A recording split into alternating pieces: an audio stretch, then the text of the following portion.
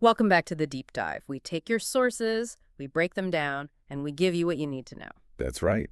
And today, we're doing a deep dive into some really powerful excerpts from a children's book, Naya's First Day with the Crown. It's by Fergal Blanker and Nayeli Blanker. Yeah, this one's interesting. Our mission today isn't just, a book report. We want to get into the messages underneath. It's about confidence, identity, self-affirmation, all packed into this one big day for Nia. Exactly. It looks simple on the surface, first day at a new school, but wow, it really digs into what visible self-worth looks like. It's quite profound, actually. Okay, let's unpack this then. So the story kicks off with Naya, and she's got this buzz, right? Wakes up early, heart buzzing like a drum, but Then the mirror moment. Classic internal conflict. That excitement hits a wall of anxiety as soon as she sees her reflection. Right. She focuses straight on her hair. It's described as big and fluffy, and she frowns, whispers to herself, maybe my hair is too big. And that whisper, that little seed of doubt, that's the core conflict the whole story needs to tackle. It's about her questioning her natural self based on some invisible standard. So how does this story start tackling it? That's where Mama comes in, right? This isn't just a quick, you look fine, dear. Oh, absolutely not. Yeah. This is what you call the royal intervention. Mama walks in, all smiles, and the first thing she does is reframe Nia's whole perspective, calls her little queen. Instantly elevating her. Instantly. And it's not just words, it's physical, it's symbolic. Mama gently brushes Nia's curls, and then, with quick, loving hands, she creates these two puffy crowns, one on each side. Okay, we need to pause on this, because this is the central idea, isn't it? She's not just styling her hair, she's taking the very thing Nia doubted. And turning it into a symbol of power, of sovereignty. It's a literal coronation. Wow. Yeah. And Mama drives it home with two key things. First, the words, your hair is your crown.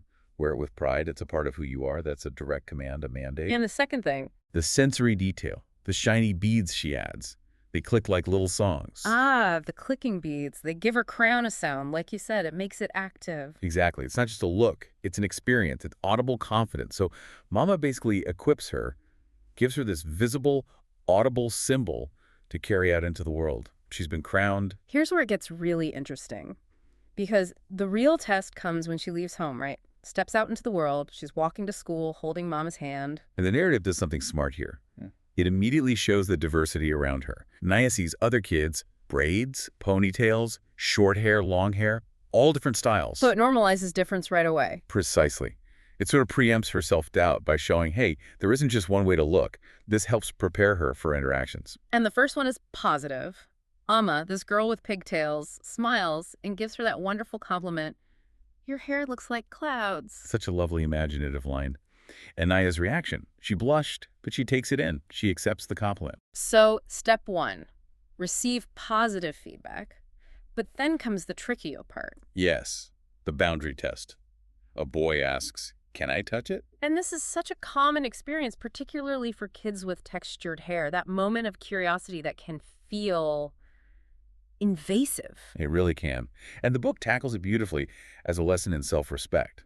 Nia doesn't just react. She pauses. She thinks.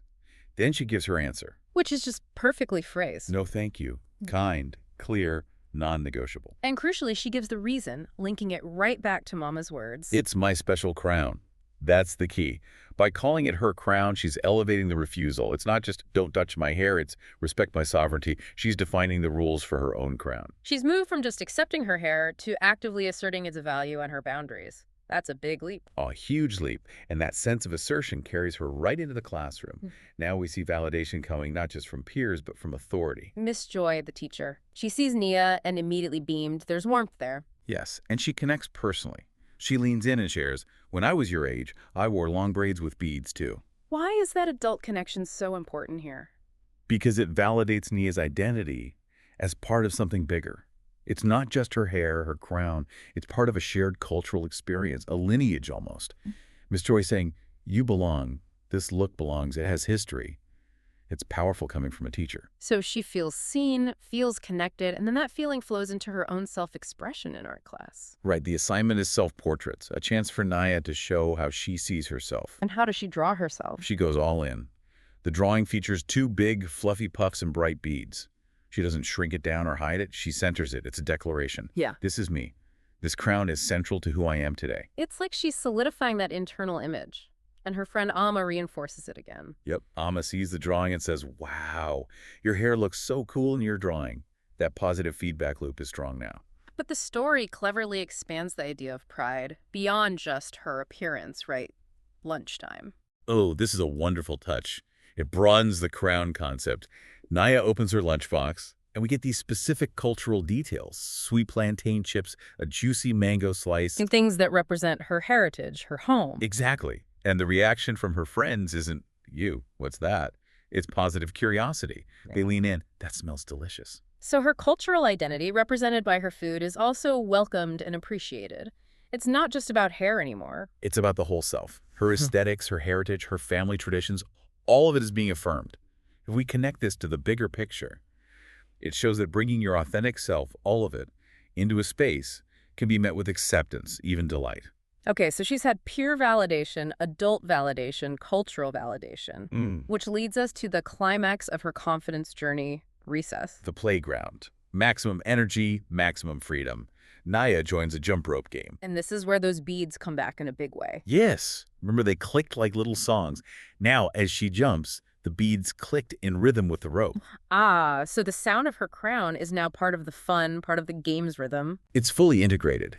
The crown isn't something fragile she has to consciously protect anymore. It's part of her joy, her movement, her physical confidence.